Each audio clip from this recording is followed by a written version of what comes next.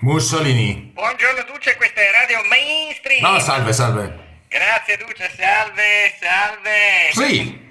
Grazie a nome di tutti gli ascoltatori. Innanzitutto buon Ah, la compleanno. ringrazio, grazie. Come trascorrerà allora questo compleanno, Sì, Duce? ho deciso di rimanere qui a Predappio a meditare quali sono gli sviluppi futuri geopolitici del mondo prima di andare in Gran Bretagna in vacanza. Ho saputo che andrà anche a trovare Sir Oswald Mosley, un caro amico. Esatto, Mosley, sì. E allora, per i nostri ascoltatori di Radio Mainstream, una domanda che riguarda l'apertura dei Giochi Olimpici. Come sa, un'apertura Sì. che ha causato anche un grosso scandalo. Si è parlato addirittura di attacco al cristianesimo. Si vuole dire qualcosa ai nostri Va ascoltatori? bene, quindi devo rimanere in linea. Sì, se può rimanere in linea per i nostri ascoltatori. Va bene. Se può risponderci in pochi minuti prima dello stacco musicale. Sarà per me un po' difficile, ma in ogni caso provo a rispondere alla sua domanda audace. La ringrazio. Allora facciamo così: 10 minuti, appoggio la cornetta e poi andiamo con lo stacco musicale. Posso appoggiare quindi la cornetta? Sì, appoggi pure. La ringrazio, grazie. Va bene, vi ringrazio. E allora per tutti i cari ascoltatori di Radio Mainstream, l'evento apparso sulle prime pagine di tutti i giornali, quei pochi che vengono ancora comprati.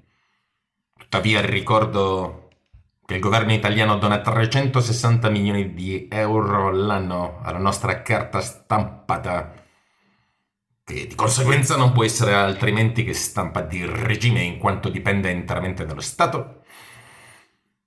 E quello appunto della cerimonia di apertura dei Giochi Olimpici che ha avuto luogo a Parigi, capitale della Francia, culla di civiltà europea, e dal grandioso passato a cui si rivolgeva spesso il generale Charles de Gaulle. Tale evento non mi ha stupito, dato che il presidente della Francia è il primo presidente che dirige questo grande paese odiando i francesi e tutto quello che essi rappresentano, essendo egli portavoce di quelle ideologia demoniaca e oso dire satanista chiamata woke. Un evento contrario anche alla cultura francese, che dal punto di vista dei cosiddetti gusti raffinati sessuali è sempre stato aperto. Ricordo solamente il grande commediografo Oscar Wilde, sepolto proprio a Parigi, nel cimitero di Père Lachaise. Cimitero che ogni tanto vado a visitare, in quanto la sua tomba, la tomba di Oscar Wilde, mi dona sempre allegria, cosparsa essa di baci,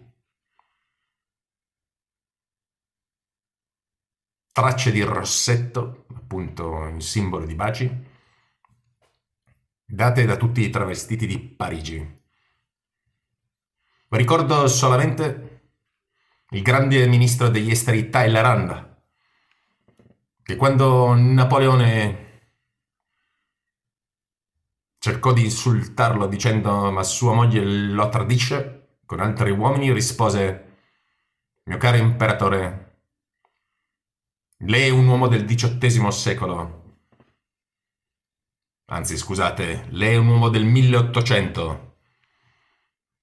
Io sono invece un uomo del 1700 e certe cose lei non le può comprendere. Un paese che ha ospitato la grande pittrice Tamara de Lempicka, nota bisessuale, che trovò nelle notti parigine la libertà di esprimere se stessa spiritualmente e artisticamente. Una delle mie pittrici preferite, tra l'altro. E quindi non c'era bisogno di questo sfoggio grossolano, in francese grossier, per spingere questa ideologia woke che proviene dagli Stati Uniti d'America. L'Europa non ha bisogno di queste non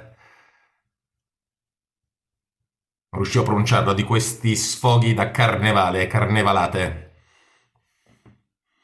Dato che l'Europa ha un'anima greco e romana e pre-cristiana e non vive nella repressione sessuale come vivono invece i cittadini degli Stati Uniti d'America, paese senza storia,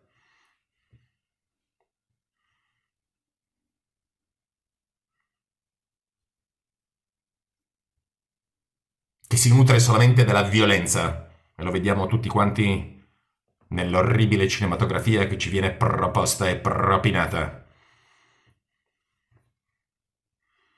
E quindi questo è il mio pensiero.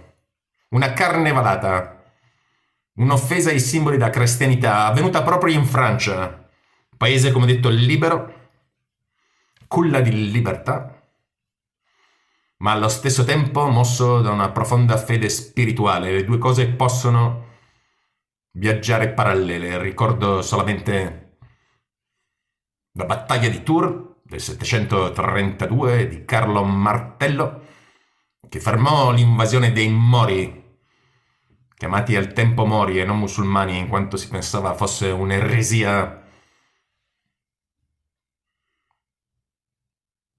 ebraica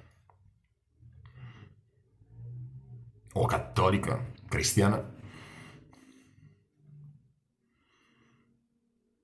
Il Carlo Martello, appunto, che fermò l'avanzata dei Mori con la battaglia di Tours, raccontata poi da un prete portoghese, e all'interno di quella cronistoria, di quella famosa battaglia, fu pronunciata per la prima volta la parola europei.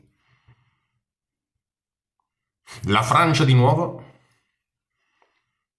madre di grandi cattedrali, e penso solamente a Chartres e Notre Dame, e alle parole del generale de Gaulle, quando impose che la Francia fosse governata da francesi, avrebbe poi cacciato le truppe della NATO dal territorio francese nel 1966, in piena guerra fredda, disse: se l'Europa verrà comandata dagli americani sarà la fine dell'Europa delle cattedrali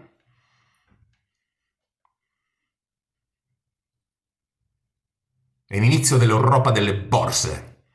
Aveva già in mente cosa sarebbe accaduto all'Europa se fosse lasciata nelle mani delle plutocrazie finanziarie americane. La Francia che ha come simbolo Giovanna d'Arco, santa cattolica che difese i suoi confini nella guerra contro l'Inghilterra.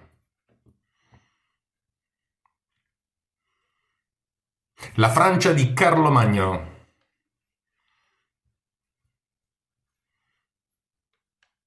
protettore del Sacro Romano Impero, a cui si deve la continuazione della tradizione cattolica, essendo lui il fautore della pubblicazione della Bibbia, che venne nel suo impero organizzata come testo unico. La Francia anche di Avignone, unica città che poté sostituirsi a Roma nella conduzione della Chiesa cattolica. Siamo quindi di fronte a un insulto perpetrato contro centinaia di milioni di cattolici e cristiani in tutto il mondo. Non si capisce perché questo insulto sia stato fatto nei confronti di una sola religione. E l'unica spiegazione che do è che il presidente francese appunto odi la grande tradizione spirituale e politica francese e persegui interessi di plutocrazie finanziarie che vogliono distruggere tutti gli stati nazionali, compresi quegli stati come la Francia che hanno reso grande l'Europa. Ecco, ho finito.